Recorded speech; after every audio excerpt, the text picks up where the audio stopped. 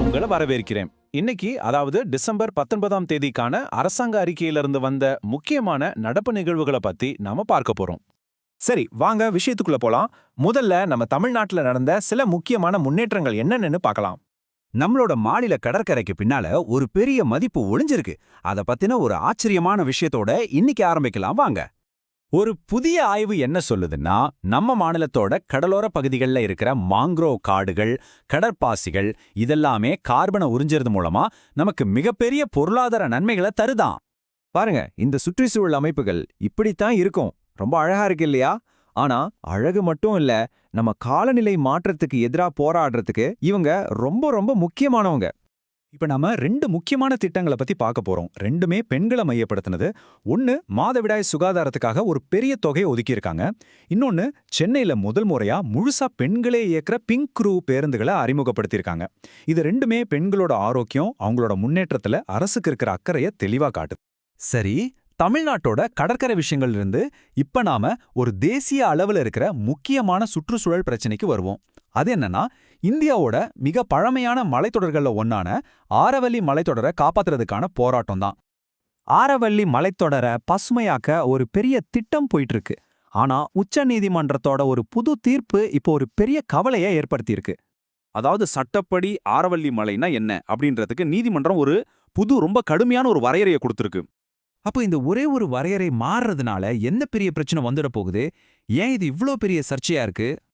இங்கதான் விஷயமே இருக்கு. இந்த ஆரவல்லி மலைத்தொடருங்கிறது வெறும் பாறைகளும் குன்றுகளும் சேர்ந்தது மட்டும் இல்ல, அது வட இந்தியாவுக்கே ஒரு உயிர்நாடி மாதிரி.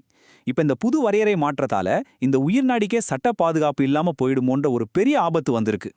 சரி, இந்த சுற்றுச்சூழல் போராட்டங்கள்ல இருந்து இப்ப நாம கொஞ்சம் கியர் மாத்தி நம்ம நாட்டுக்கே பெருமை சேர்க்கிற சில கௌரவங்கள், விருதுகள் பத்தின செய்திகளை பார்க்கலாம். ராஷ்டிரபதி பவன்ல ஒரு பெரிய ரொம்பவே சக்தி வாய்ந்த மாற்றம் நடந்திருக்கு. அங்கிருந்த பிரிட்டிஷ் காலத்து உருவப்படங்களை எல்லாம் எடுத்துட்டு அதுக்கு பதிலா நம்ம நாட்டோட மிக உயரிய விருதான பரம்வீர் சக்ரா வாங்கின 21 மாவீரர்களோட படங்களை வச்சிருக்காங்க. இந்த கௌரவங்கள் இதோட முடியல. சென்னையைச் சேர்ந்த இணை பேராசிரியர் டாக்டர் கவிமணிக்கு அவரோட கலை, இலக்கிய பங்களிப்புக்காக பாரதிய தலித் சாகித்ய அகாடமி தேசிய விருது அறிவிக்கப்பட்டிருக்கு. அதே மாதிரி நம்ம பிரதமர் நரேந்திர மோடிக்கு ஓமன் நாட்டோட மிக உயரிய விருதான ஆர்டர் ஆஃப் ஓமன் வழங்கி கௌரவிச்சிருக்காங்க. இந்த விருதை வாங்குற முதல் இந்திய தலைவர் அவர்தான். சரி, தேசிய பெருமைகள் இருந்து இப்ப நாம உலக அரங்கிற்கு வருவோம். உலக அளவுல இந்தியா எப்படி இருக்குன்னு பார்ப்போம். முதல்ல விளையாட்டுத் துறையில நமக்கு முன்னாடி இருக்கிற ஒரு பெரிய சவால்ல இருந்து ஆரம்பிக்கலாம். ஊக்க மருந்து, அதாவது டோப்பிங் பத்தி நாம முதல்ல தெரிஞ்சுக்கணும். சர்வதேச விளையாட்டு போட்டிகளோட நேர்மைக்கே இது ஒரு பெரிய கேள்விக்குறியா இருக்கு. உலக ஊக்க மருந்து தடுப்பு ஏஜென்சியோட லேட்டஸ்ட் ரிப்போர்ட் படி 1 வருஷம் இல்ல 2 வருஷம் இல்ல, தொடர்ந்து 3வது வருஷமா ஊக்க மருந்து பயன்படுத்துறதுல இந்தியா தான் முதல் இடத்துல இருக்கு. நம்மோட டோப்பிங் பாசிட்டிவிட்டி ரேட் மத்த பெரிய நாடுகளை விட ரொம்பவே அதிகமா இருக்கிறது கவலைக்குரிய விஷயம். ஆனா விளையாட்டுல இப்படி ஒரு பின்னடைவு இருந்தாலும் இன்னொரு பக்கம், அதாவது அறிவியல் மற்றும் தொழில்நுட்பத் துறையில நிலைமை அப்படியே தலைகீழா இருக்கு. ஆமாங்க, இந்தியா இப்போ ரிசர்ச் பப்ளிகேஷன்ஸ்ல உலகத்திலேயே 3வது இடத்துலயும், அறிவுசார் சொத்துரிமை பதிவு செய்யறதுல 6வது இடத்துலயும் இருக்கு. குளோபல் இன்னோவேஷன் இண்டெக்ஸ்ல நம்ம ரேங்க் 38க்கு முன்னேறி இருக்கு. செயற்கை நுண்ணறிவு, குவாண்டம் கம்ப்யூட்டிங் மாதிரியான துறைகள்ல நாம ஒரு உலகளாவிய சக்தியா மாறிட்டு வரோம். தொழில்நுட்பத்தோட உச்சத்தை பத்தி பேசிட்டு இருக்கும் போதே வாங்க பிரபஞ்சத்தோட மிகப்பெரிய மர்மங்கள்ல ஒன்ன பத்தி பாப்போம்.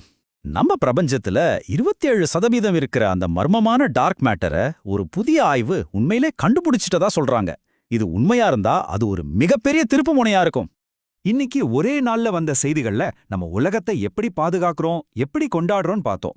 ஆனா ஒரு விஷயம் யோசிச்சு பாருங்க, நமக்கு தெரிஞ்ச இந்த பிரபஞ்சம் வெறும் 5% தான்.